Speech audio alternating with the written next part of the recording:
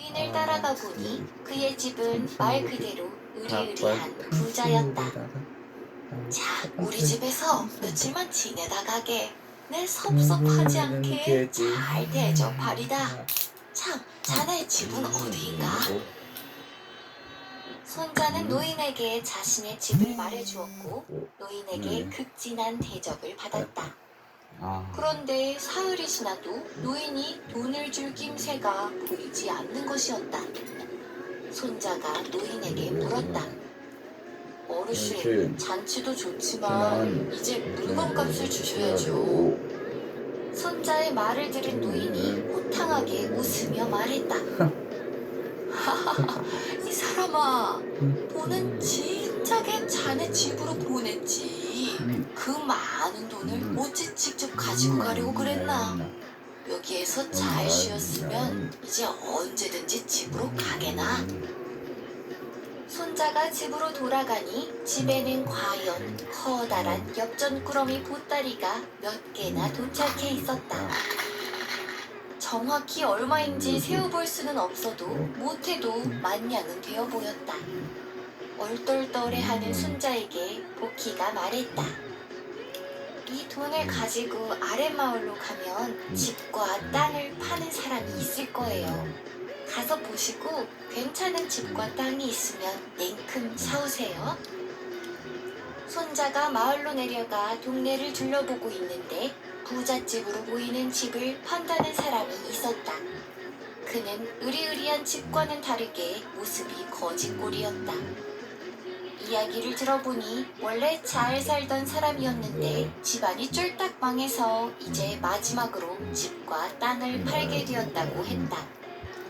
손자가 조금 고민하는 모습을 보이자 집주인은 손자가 돈이 없어 고민하는 것으로 생각했다.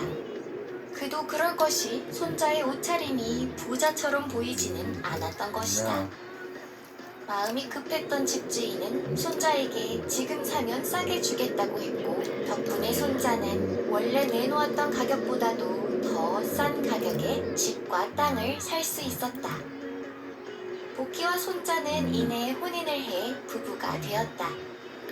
부부와 할머니는 집과 땅을 싼 가격에 구매하고 남은 돈으로 하인까지 거느리며 여유롭게 살게 되었다. 보키는 남편에게 말했다. 서방님, 누구라도 도움을 청하러 온다면 집에 모시고 잘 대접해주세요. 남편은 아내 말을 들어 부자가 되었으니 이번에도 아내 말대로 집에 찾아오는 이들을 매번 잘 대접했다. 하루는 나이가 많은 거지가 동냥을 하러 왔다. 남편이 그를 사랑방으로 모시고 잘 대접하는 사이 아내도 사랑방을 찾았다. 아내는 사랑방을 떠나지 않고 극진하게 거지를 대접했다. 따뜻한 물에 목욕도 하도록 하고 비단 옷도 내어주었다. 거지는 안주인이 자신에게 지극정성으로 하자 황송한 마음에 무엇 때문에 자신에게 이렇게 잘해주느냐고 물었다. 그러자 아내가 대답했다. 아버지, 저예요. 제 복으로 먹고 산다고 했던 막내딸입니다. 거지는 오늘날 부자가 된 막내딸을 쫓아냈던 김판서였다. 그녀는 언젠가 자신의 아버지가 자신을 찾아올지도 모른다는 생각에 남편에게 모든 손님을 극진히 대접해달라고 부탁했던 것이다. 너무 놀라 말을 잃은 김판서에게 딸이 빙긋 웃으며 말했다. 아버지, 그때 저를 쫓아내시지 않으셨다면 이렇게 되지 않으셨을 텐데 그것 보세요. 제 말이 맞았지요? 저는 제 복으로 이렇게 잘 먹고 잘 살게 되었잖아요. 나는 네가 하루도 지나지 않아 집으로 돌아올 줄로만 알았다. 정말로 그렇게 가버릴 줄은 몰랐어. 그저 잠깐 혼을 내려 한 것이었지 너를 진정으로 내쫓으려 한 것이 아니었다. 김판서의 눈에 눈물이 고였다. 딸이 말했다. 알아요, 아버지. 제가 그때는 아직 어려 저의 의도를 제대로 말씀드리지 못했어요. 그래서 아버지를 화나게 했어요. 제가 정말 하고 싶었던 말은 이렇게 존경하신 아버지 아래 태어난 것이 제 복이라는 것이었어요. 아버지 아래에서 잘 먹고 잘 살 수 있다는 것이 제 복이라는 뜻이었어요. 딸은 그렇게 말하며 주머니에서 무언가를 꺼냈다. 그것은 팔지 않고 남겨둔 황금 반쪽이었다. 제가 철이 없어 아버지를 떠나버렸으니 얼마나 마음이 아프셨어요. 제가 큰 복을 가지고 살 수 있게 해주신 아버지께 드리는 제 선물이에요. 황금 반쪽을 받은 김판서는 딸과 포옹했고 둘은 감격에 눈물을 흘렸다. 네 말이 맞았다. 네가 떠나고 나서 우리 집안이 금세 망해버렸으니 네가 바로 우리 집 복덩이였던 게지. 그리고 이렇게 복덩이를 다시 만나니 다시 집안이 일어설 수 있게 되었구나. 정녕 네 복으로 우리 모두가 먹고 사는 것이었구나. 아니에요. 복덩이 딸을 두신 것도 아버지의 복이지요. 아버지는 아버지의 복으로 지난날 그토록 크게 가문을 키우셨고 이제 다시 아버지의 복으로 집안을 일으키실 것이어요. 딸아, 아버지. 이후 김판서는 딸에게 받은 황금 반쪽으로 다시 집안 형편을 일으킬 수 있었다. 그는 이후 자신에게 행운이 찾아오더라도 자신의 복이라고 자만하지 않으며 늘 주변에 감사하는 노년을 보냈다. 또한 막내딸과 손자 역시 가진 부를 어려운 이들에게 베풀며 할머니와 함께 오래오래 행복하게 살았다고 한다. 더 흥미롭고 재미있는 이야기를 찾으신다면 스튜디오 은절 창작동화 신비한 502 잡화점을 전국 온 오프라인 서점에서 만나보세요.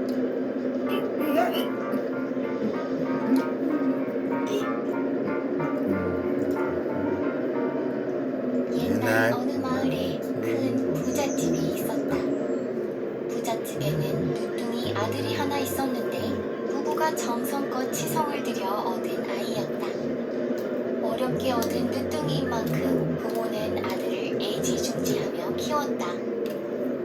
아들이 15살이 된 해에 어느 날이었다. 떠돌이 중 한 명이 동네 이곳저곳에서 동냥을 하다 이 부잣집까지 당도했다. 중이 문 앞에서 외쳤다. 동냥 좀 정하겠습니다. 말을 마친 중이 집안을 슬쩍 들여다보니 어른들은 어디 갔는지 한 명도 보이지 않았다. 오로지 남자 아이 하나가 있을 뿐이었다. 아들은 중의 말을 듣고 그를 바라보더니 이내 어디론가 뛰어갔다. 그러고는 커다란 박 하나에 쌀을 한가득 퍼서는 들고 나오는 것이었다. 여기 있습니다. 이야, 이렇게나 많이? 중은 여태껏 자신이 동냥을 다닌 그 어느 집에서보다 많은 양의 쌀을 받게 되자 크게 감격했다. 아직 어린 도련님이 어찌 이리 인심이 후하실까? 내 고마움의 표시로 드릴 것은 없고 괜찮으시면 상이라도 좀 봐드릴갑시오? 상이요? 그게 뭐죠? 앞으로 도련님한테 어떤 일들이 생길지 어느 정도 점을 봐드리는 것이지요. 아들이 갸웃하는 사이 벌써 중은 아들의 얼굴을 가만 살펴보며 상을 보고 있었다. 그런데 중의 얼굴이 금세 심각해지는 것이 아닌가. 중은 심각한 표정으로 아이의 얼굴을 한참 바라보더니 깊게 한숨을 푹 쉬는 것이었다. 올해 나이가 어떻게 되지요? 올해로 15입니다. 올해로 15이라 참으로 원통하다. 원통해. 중은 아들을 보며 원통하다, 아깝다는 말을 연달아 하더니 아무 말도 해주지 않고 꾸벅 인사를 하고 집을 떠났다. 아들은 곧바로 부모에게 달려가 방금 있었던 일을 말했다. 부모는 중이 아들에게 한 말을 듣고 깜짝 놀랐다. 너의 상을 보더니 원통하다고 했단 말이냐? 예, 했는데 네. 아깝다, 원통하다. 원통하다 하더니 그 연유는 일러주지도 않고 가버렸습니다. 당장 그 중을 찾아 데려와야겠다. 방금 집에 왔던 중을 찾아오라는 주인 어른의 말에 하인들은 금방을 샅샅이 뒤지기 시작했다. 그리고 근처 다른 집에서 동냥을 하고 있는 중을 발견했다. 하인들의 손에 이끌려온 중을 보고 아들의 부모가 물었다. 스님, 좀 전에 우리 아들한테 원통하다고 했다는 것이 사실이오? 그것이 동냥을 워낙에 후하게 주시길래 상을 봐준다는 게. 상을 보았는데 무엇이 원통하다는 말이오? 원통하지요. 너무나 아까운 일입니다. 그러니까 대체 무엇이 원통하고 아까운 건지 이야기를 해야 알지 않겠소? 중은 머뭇거리다 대답했다. 도련님이 올해로 15이고 내년에 16이 되시지요? 그렇소. 도련님의 상을 보니 도련님은 16에 호환을 당해 세상을 떠날 발자입니다. 무엇이요? 뭐라고? 부모의 가슴은 철렁 내려앉고 말았다. 이보시오 스님, 우리 아들이 어떻게 네. 얻은 아이인지 아시오? 3대 독자요, 3대 독자. 3대 독자 외아들이 무엇 때문에 고작 16에 호환을 당한단 말이오? 그러니 원통하고 아까운 일이죠. 스님이 잘못 보신 것 아니오. 제가 동냥이나 하고 다니는 땡중일지라도 상 하나는 제대로 봅니다. 부모는 중의 단호한 대답에 하늘이 무너지는 것 같았다. 금이야 오기야 애지중지 키운 3대 독자 외아들을 내년에 보내야 한다니 어찌할 바를 몰랐다. 그때 중이 말했다. 방법이 아예 없는 것은 아닌데 그것이 참 너무나 어려워서 말씀드리기도 좀 죄송스럽습니다. 방법이 있어. 방법이 있었으면 있다고 진작 말을 해줬어야지. 그 방법이 무엇이오? 아휴, 그게 참. 참 답답해서 숨 넘어가게 하지 말고 빨리 말해보시오. 중은 너무나 난감하다는 표정으로 말했다. 일단은 도련님이 한양으로 가셔야 합니다. 한양으로 가면 그 다음은 한양에 가셔서 김정승, 박정승, 이정승 이렇게 3정승의 세 딸과 혼인을 한다면 호환을 면할 수 있습니다. 정승의 세 딸과 혼인? 그걸 지금 말이라고 하는가? 중의 말을 들은 부모는 기가 막혔다. 정승딸 한 명과 혼인하는 것도 하늘의 별 따기와 같은 일이었다. 그런데 3정승의 딸과 혼인을 해야 살 수 있다니 이게 무슨 어처구니 없는 방법이란 말인가. 아내는 그만 눈물이 터지고 말았다. 그건 방법이 없는 것이나 마찬가지잖아요. 우리 아이는 이미 틀린 것이나 다름없다는 말과 무엇이 다른가요? 남편의 생각도 같았다. 지방에서 상경한 아들이 정승의 세 딸과 혼인한다는 것은 불가능한 일이었다. 돈이나 사람을 써서 해결할 수 있는 문제라면 몰라도 정승 집과 혼인, 그것도 3명과 혼인한다는 것이 어찌 가능하겠는가. 중은 좌절한 부모에게 다시 인사를 하고 집을 떠났고 부부는 기막힌 운명에 눈물만 흘리고 있었다. 그때 방 밖에서 모든 이야기를 듣고 있던 아들이 들어와 말했다. 아버지, 어머니, 저는 괜찮으니 눈물을 거두시지요.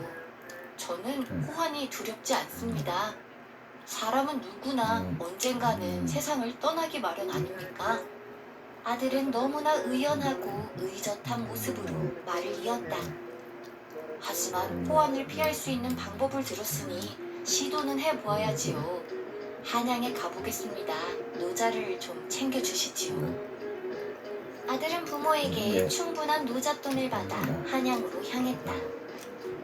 말로는 호환을 피할 방법을 찾아 떠난다고 하였지만 한편으로는 그 역시 허무맹랑한 희망이라는 것을 알고 있었다. 그가 집에서 부모님과 지내다 16이 되어 호환을 당한다면 부모님의 상심이 더욱 클 것이었다. 그래서 그는 차라리 자신이 집을 떠나기로 한 것이다. 아들이 마침내 한양에 도착했지만 역시나 정승집을 찾기란 쉬운 일이 아니었다. 결국 그는 이곳 저곳 떠돌다가 강가에 위치한 낡은 버려진 초가집을 발견했고 그곳에서 지내기로 했다. 하루는 그가 주변을 거니는데 작은 강 너머에 초당이 있는 것을 발견했다. 강 위에는 오리들이 논이고 있었다. 아들은 아름다운 강과 초당의 모습에 저 초당이 누구를 위한 것인지 호기심이 일었다. 해가 저물고 보름달이 뜬 밤이었다. 아들이 구해놓은 낡은 배를 타고 강을 건너갔다. 초당은 아무나 들어갈 수 없는 곳이었기에 아들은 도착한 후 초당 옆에 몸을 숨기고 숨죽인 채 귀를 기울였다. 그러자 처녀들이 공부하는 소리가 들렸다. 글 공부를 하다가 장난을 치다가 깨르륵 웃기도 하다가 하며 처녀들은 즐거운 시간을 보냈다. 그러다 한 처녀가 다른 처녀들에게 말했다. 얘들아, 오늘은 이제 늦었으니 돌아가자. 응, 언니, 다음에 또 같이 공부해. 그렇게 맏언니인 처녀가 나머지 둘을 보내고 뒤를 돌아섰는데 그만 숨어있던 아들의 그림자를 발견하고 말았다. 귀신이야! 놀란 처녀는 서둘러 주역을 읽기 시작했다. 귀신을 쫓으려는 것이었다. 아들은 처녀가 읽는 주역을 가만 듣고 있다가 그녀의 말에 맞추어 함께 주역을 읽기 시작했다. 그제서야 이상하게 여긴 처녀가 아들이 있는 쪽을 살펴보니 귀신이 아닌 사람이 앉아있는 것이었다. 처녀의 나이는 아들과 비슷하거나 살짝 많아 보였다. 그녀는 아들을 데리고 서둘러 자신의 방으로 갔다. 어디 사는 누구요? 우리 집에는 어떻게 들어온 것이오? 들켰다가는 뼈도 못 추릴지 모르는데 어찌 겁도 없이 들어왔소? 강 너머 아름다운 초당이 너무 궁금해서 그만. 남의 집에 몰래 들어오면 안 되는 것인데 정신을 차려보니 이렇게 저지르고 말았소. 나를 숨겨줘서 정말 고맙소. 그런데 여기가 누구의 집이오? 누구의 집인지도 모르고 들어왔단 말이오? 참, 김정승 집이오. 처녀는 한양 김정승의 딸이었던 것이다. 그녀에게 아들은 처음 보는 낯선 남자였지만 그녀는 그를 경계하지 않았다. 아들의 수려한 외모와 그를 따라 있던 지적인 모습이 대신 마음에 들었던 것이다. 그녀는 그를 정체 모를 떠돌이라고 생각하지 않았다. 그저 사정이 있어 잠시 떠돌이 행세를 하는 귀한 집 자제라고 생각했다. 그래서 이후에도 그녀는 수시로 초당을 찾아오는 아들과 함께 글 공부를 하고 이야기를 나누며 놀았다. 그렇게 둘이 어느덧 꽤 가까운 사이가 된 어느 날 아들은 처녀에게 자신의 사연을 솔직하게 털어놓았다. 16세 호환을 당할 운명이라 15세 집을 떠나왔는데 어느덧 16이 다 되어간다고 했다. 곧 정해진 운명대로 처녀와도 헤어지게 될 것이라 하는 아들의 말에 처녀는 슬픈 목소리로 호환을 면할 방법이 정녕 없느냐고 물었다. 아들은 중에 일러준 단 하나의 방법인 삼정승의 딸과 혼인해야만 호환을 면한다는 내용을 그녀에게 말해주었다. 아들의 대답을 들은 처녀가 생각에 잠기더니 말했다. 나는 도령을 살려주고 싶습니다. 우리 초당에서 늘 함께 공부하는 아이들 있죠? 그 아이들은 각각 박정승, 이정승 댁의 딸이에요. 얼굴도 마음도 고운 아이들이지요. 믿져야 본전이니 한번 물어나 봅시다. 그녀는 어느 날 저녁 아들을 자신의 방으로 부르더니 벽장 속에 몸을 숨기도록 했다. 그러더니 곧 박정승, 이정승의 딸들과 함께 방으로 들어왔다. 아들은 아무 소리도 내지 않고 조용히 그녀들의 이야기를 듣고 있었다. 김정승의 딸이 말했다. 얘들아, 앉아봐. 내가 재미있는 이야기를 해줄게. 옛날 옛적에 어떤 도련님이 있었어. 이 도련님은 참 아는 것도 많고 늘 단정했지. 잘생긴 도련님이었나봐. 그럼 얼만큼 잘생겼는데? 사람이 꼭 복숭아같이 그렇게 잘생겼어. 사내인데도 피부도 참 곱고 눈은 반짝반짝 빛나는 그런 도련님이었지. 아하하, 그래서 마을에서도 도련님을 아는 처녀들은 모두 그 도련님을 연모했어. 그런데 이 도련님이 참 팔자가 너무나 험한 거야. 글쎄, 16살이 되면 홍한을 당해 세상을 떠나게 될 수밖에 없다는 거야. 어머나, 어째 16살까지 얼마나 남았는데? 얼마 안 남았어. 바로 내일이 16살 되는 날이야. 아이고. 박정승과 이정승의 딸들의 입에서 안타까운 탄식이 나오자 김정승의 딸이 말했다. 너무 안 됐지. 나 같으면 이 도련님을 살려줄 거야. 너희들이라면 어떡할 거니? 나도 살려줄 거야, 언니. 나도 살려주고 싶어. 그렇지, 살려주고 싶지. 그런데 언니, 옛날 옛적 이야기라면서 꼭 지금 있는 일처럼 물어보니? 옛날 옛적 이야기인데, 그러니까 너희들도 살려주고 싶다 이 말이지, 그렇지? 그럼 살려줄 수 있다면 살려줘야지. 그럼 그렇게 좋은 도련님이 홍한에 간다는데 살려줘야지. 박정승과 이정승의 딸이 입을 모아 도령을 살려주겠다고 하는 것을 들은 김정승의 딸은 곧바로 아들이 숨어있는 벽장 문을 벌컥 열었다. 박정승과 이정승의 딸은 낯선 남자의 등장에 깜짝 놀랐다. 하지만 김정승의 딸은 그녀들이 놀랄 틈도 주지 않고 물었다. 너희들 여기 도련님을 한번 보렴. 내가 한 이야기는 이 도련님 이야기란다. 이 도련님이 죽도록 두어야 하겠니? 살려야 하겠니? 살려야지. 살려주어야지. 김정승의 딸과 아들은 상정승의 딸과 혼인해야만 홍한을 면하는 아들의 운명을 말했다. 박정승과 이정승의 딸은 갑작스런 이야기에 처음에는 당황했지만 이내 아들과 혼인을 하겠다고 했다. 그녀들이 보기에 아들이 보통 남자가 아니었던 것이다. 그녀들이 보기에 아들은 김정승의 딸이 칭찬한 것처럼 똑똑하고 잘생기고 무엇보다 눈빛이 강렬하게 반짝였다. 그렇게 삼정승의 세 딸과 아들은 김정승의 딸의 방에서 함께 잠을 청했다.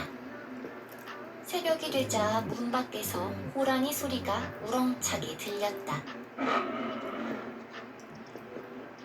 과연 아들은 호랑이에게 물려갈 팔자였는데 삼정승의 세 딸과 혼인하기로 하고 첫날 밤을 함께 보냄으로써 불행한 운명에서 벗어나 살아날 수 있었던 것이다. 한편 아들의 부모는 집을 떠난 아들을 그리워하는 나날을 보내고 있었다. 아들이 집을 떠난 지도 어느덧 3년이 지났다. 중의 말대로라면 아들은 16 되는 해에 호랑이에게 물려갔을 것이었다. 그런데 믿을 수 없는 일이 벌어졌다. 죽은 줄로만 알았던 아들이 집에 찾아와 아버지에게 큰절을 올리는 것이었다. 아들아, 너 맞느냐? 네가 살아있었느냐? 아버지, 3년 전 길을 떠난 아버지의 아들이 맞습니다. 아이고, 어째 이런 일이? 아버지는 아들의 손을 붙잡고 오열했다. 어머니 역시 아들이 왔다는 소리에 맨발로 뛰쳐나와 아들의 손을 잡으며 말했다. 그 중이 땡중인 줄도 모르고 우리가 중의 말을 믿고 너를 떠나보냈구나. 괜한 말을 듣고 너를 보냈어. 아닙니다, 어머니. 그 스님의 말씀은 맞았습니다. 뭐? 그러면 네가 어찌 지금까지 살아있니? 아들은 싱긋 미소를 지었다. 그러자 곧이어 아들의 뒤로 고운 여인 셋이 나란히 들어오는 것이었다. 오. 어머님, 아버님께 인사 올립니다. 고운 한복 차림에 어여쁜 며느리 셋이 인사를 올리는 것을 보고 아들의 부모는 입이 떡 벌어지고 말았다. 부모의 집을 찾아온 아들은 그새 과거 시험에 합격한 후였다. 새 아내들의 안목대로 보통 남자는 아니었던 것이다. 그는 이후로 높은 벼슬자리까지 지내게 되었고 새 아내와의 사이에서 많은 자녀를 낳고 행복하게 잘 살았다고 한다. 더 흥미롭고 재미있는 이야기를 찾으신다면 스튜디오 은자의 창작동화 신비한 오봉이 전파점을 전국 온 오프라인 서점에서 만나보세요.